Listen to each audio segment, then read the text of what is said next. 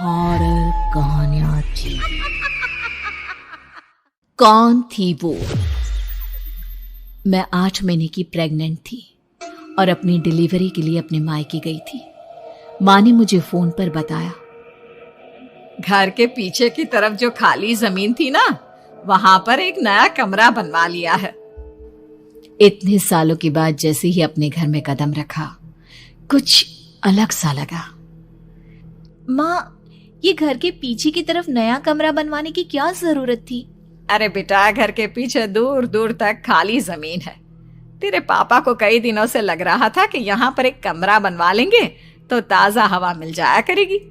अब तो ये सब छोड़ और चल जल्दी से दूध पी ले। माँ, मैं थोड़ी देर में पी लूंगी, आप सो जाओ। मैंने दूध का गिलास उठाकर उस खिड़की में रख दिया। पता नहीं कब आंख लग गई। अचानक से खिड़की के पल्लों के खड़कने की तेज आवाज आई। दूध का गिलास धड़ाम से जमीन पर आ गिरा। जमीन पर गिरते ही दूध का रंग लाल हो चुका था।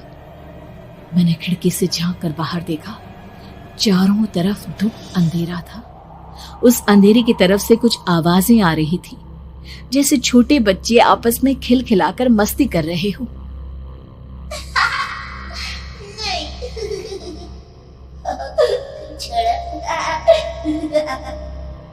इतनी रात को इतने घनघोर अंधेरे में बच्चों की आवाज कैसे आ रही है? घड़ी में वक्त देखा तो ठीक 12 बजे थे। देखकर मैं सन्न रह गई। बुरी आत्माओं और भूतों की कई कहानियां मैं सुन चुकी थी। वक्त भी कुछ ऐसा ही था। ऊपर से मैं प्रेग्नेंट। सुना था कि ऐसे वक्त में अक्सर बुरी आत्माएं औरतों का पीछा करती है, तो क्या मेरे पीछे भी? पसीने से तरबतर बड़ी मुश्किल से, जैसे कांपते हाथों से मैंने उस खिड़की को बंद किया। जल्दी से जल्दी उस कमरे से बाहर निकलकर माँ के पास जाने के बारे में सोचा, लेकिन जैसे ही दरवाजे की तरफ पलटी, लगा कोई साया हवा की स्पीड से दरवाजे के सामने से गुजर गया। मेरे गले में अटक कर रह गई। मैं जोर से चीख कर माँ को बुलाना चाहती थी, लेकिन वो आवाज खुद मेरे कानों तक नहीं पहुंच पा रही थी। तो माँ तक कैसे पहुंचती? खिड़की के पल्ले एक बार फिर तेज हवा के झोंके से धड़ाम करके खुल गया और पूरी ताकत से मैं चीख पड़ी। जानती थी मेरी चीख की आवाज सुनकर कुछ ही सेकंड में माँ वहां पहुंच जाएगी, लेकिन ऐसा कुछ हुआ ही नहीं। मेरा कलेजा डर के मारे फटा जा रहा था। आखिर माँ ने मेरी आवाज क्यों नहीं सुनी? इतनी गहरी नींद में तो माँ कभी नहीं सोती। ठीक पीछे खुली हुई वो खिड़की।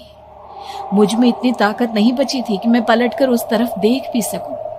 हवा का एक सनसनाता हुआ झोंका उसी वक्त मेरे कानों से आकर टकराया। लगा जैसे किसी ने दबी हुई आवाज में धीरे से मुझसे कहा, चली जाओ यहाँ से। मैंने दोनों हाथ अपने कानों पर रख लिए और एक बार फिर ताकत लगाकर जोर से चीखने की कोशिश की।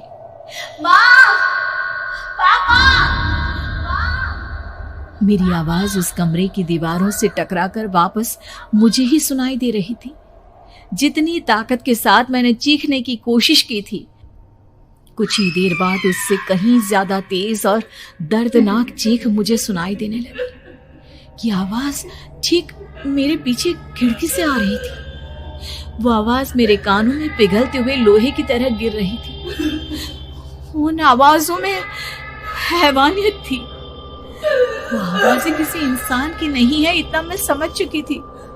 कांप रहे हाथों से मैंने अंधेरे में कुछ ढूंढने की कोशिश की। तभी अचानक मेरा हाथ बेड पर रखी टॉर्च पर पड़ा। किसी तरह ताकत लगाकर टॉर्च का बटन ऑन किया, लेकिन ये क्या? सामने दरवाजे पर 3 छोटी लड़कियां खड़ी हुई थी। उनके हाथ में स्टील के चमचमाते हुए चाकू थे। मैं घबराकर लड़खड़ाई और पीछे की तरफ हटी, लेकिन तब तक वो मेरे पास आ चुकी थी। उनकी गर्दन टेढ़ी थी और उनके हाथों के वो चाकू मेरे पेट को निशाना बनाने को तैयार।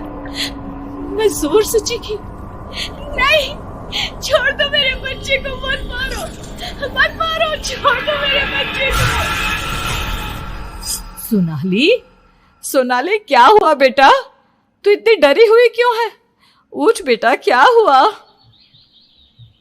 हड़बड़ाकर मैंने अपनी आंखें खोली। देखा तो दिन निकल आया था। माँ मुझे जगा रही थी। मेरा चेहरा पूरा पसीने से लथपथ था। क्या हुआ बेटा, तुमने कोई बुरा सपना देखा क्या? मैं अभी तक अपने पूरे होश में नहीं थी। वो मेरे बच्चे को मार देगी माँ। वो लड़की मेरे बच्चे को। मैंने घबराकर अपने पेट को छुआ। सब कुछ ठीक था। और वो दूध जो रात को यहाँ पर गिर गया था, उसका रंग लाल हो गया था। माँ ने हंसते हुए दूध का गिलास मुझे दिखाया।